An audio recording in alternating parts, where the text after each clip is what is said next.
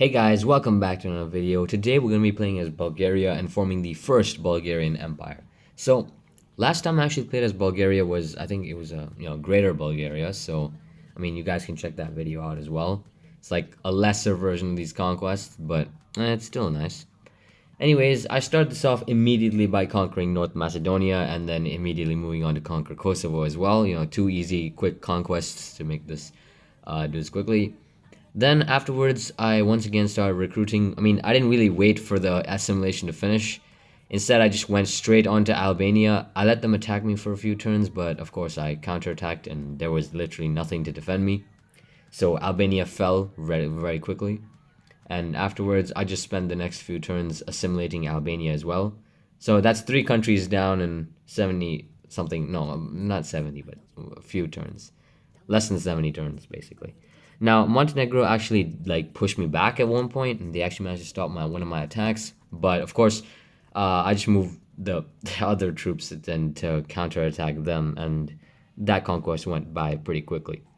Now, afterwards, I wondered who else I could conquer, and I decided upon Serbia because, well, they were the closest country, or not closest, but I had to basically take over all of Serbia, so might as well now, when I was strong enough. When, I wanted to gain strength first, but now I was strong enough. So I raised enough money and invaded Serbia. Now, I kind of realized that would piss Russia off, but I honestly didn't care. I just kept going. It was too late to stop anyways. So afterwards, I took Belgrade, and the rest of the country fell pretty easily. Now, afterwards, I immediately moved my leftover army to border Bosnia, because, of course, that was where my next attack was going to be. Seeing as I need to take one single province from them, right?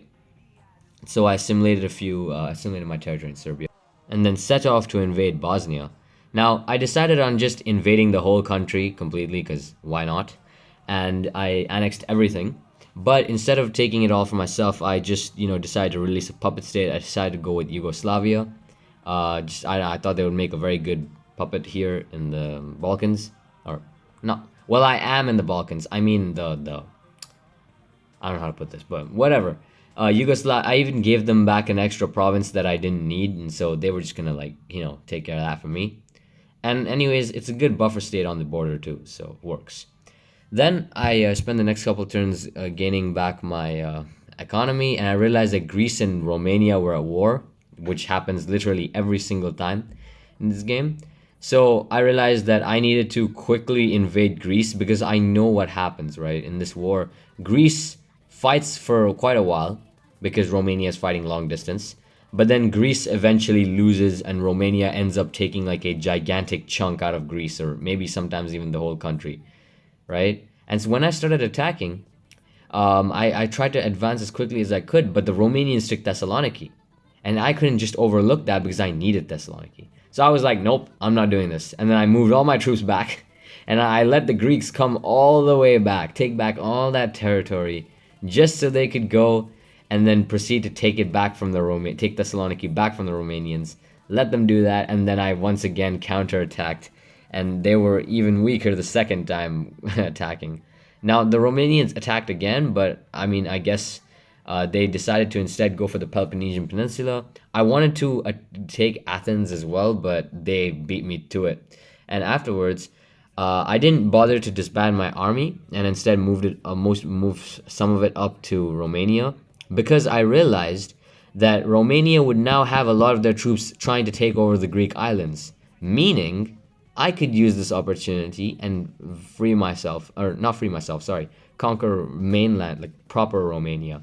Because I also needed all of Romania, as in like the actual country. I needed all of Romania to finish my conquest here. And so the war began, and I started off by advancing mainly in the western side of the country, whereas in the eastern side, they actually managed to push me back. But of course, I eventually ended up taking Bucharest from them, and then afterwards, it was kind of like a little bit of a mess, actually. I was taking territory, they were surviving, and I was trying to destroy them, and it kind of didn't work initially, but after a few more turns, I was able to stamp them out and completely annex Romania. But the problem was that the AI wouldn't let me. So what I was gonna do next was do this horrendous peace deal where I completely envelop Romania, and then I could conquer them later. But then I realized, wait, I've been given this advice for many times. And I instead just decided, wait, I can just give puppet Romania like right now, and then just annex them later, as people have told me. And so I look at it, I do exactly that, and then I bring all my troops back, and then I just insult Romania a bunch of times, and then annex them, and it all worked out. But weirdly enough, there were a bunch of Romanian troops left behind, but I deal with those guys later, you'll see. So afterwards, I moved my troops over to the border with Hungary, but then I realized, wait, Turkey is literally fighting Iran right now. This is my chance, right? Because this is another eternal war that happens in this game. But before I could even start, the Iranians peaced out and the Turkish won. However, that didn't stop me because I knew Turkey was a very this thing at this point, right? This Turkish-Iranian war is always a meat grinder, and so you know that both states are incredibly wary after that war. And so all it took was me taking a few provinces for them to peace out and accept defeats. And afterwards, I decided to use my leftover units to invade Moldova. But as you can see, I created a perimeter a little bit further around than what you might think would be where I put my troops. And this was done for very much a reason. Once I declared war, I let Moldova advance. And what they did was they kind of just got rid of the Romanian troops that were sitting there for some reason. Which, I don't know why, I guess it was a glitch. But I sort of just let the Moldovans kill them for me. And afterwards, I just pushed them right back into Moldova and conquered the entire country. And so, just like that, we took over Moldova. Now all that was left was Hungary and Ukraine. Now, of course, Hungary would be pretty easy. Ukraine would be the real tough one, right? So Hungary, I moved the leftover troops immediately to attack, and just all I needed was a few more recruited units, and there, off I was to another invasion.